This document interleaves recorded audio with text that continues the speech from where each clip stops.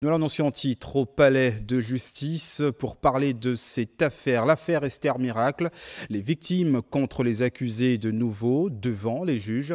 Une audience qui a eu pour objectif de valider les conditions requises pour le démarrage d'un procès en bonne et due forme. Les avocats civils et ceux de la défense ont répondu au micro de Yannick Menga et de Richard Moubiwa. Lors de cette audience, le tribunal de première instance de Libreville a statué que les conditions requises pour que le procès du naufrage du navire Esther Miracle prenne pleinement place ne sont pas encore réunies. Dans le cas de la partie civile, un bon nombre de dossiers de victimes avaient été soumis sans les éléments nécessaires à leur validation en procès.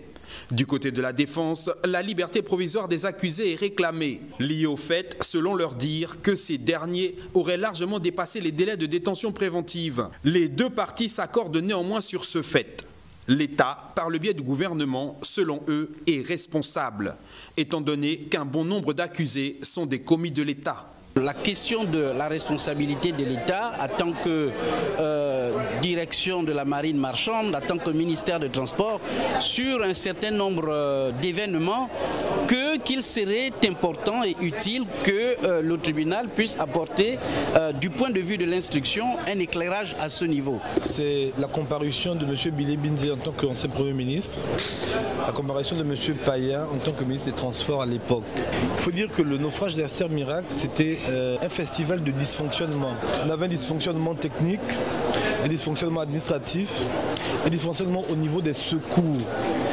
À cette audience, j'ai fait remarquer au tribunal qu'il était assez curieux que des agents de l'État, des personnes qui sont poursuivies parce que, ayant agi sous l'autorité de l'État, comparaissent seuls sans la présence de l'État. Ce qui leur est reproché ne relève pas d'une responsabilité personnelle, mais plutôt d'une responsabilité attachée à leur statut d'agent de l'État.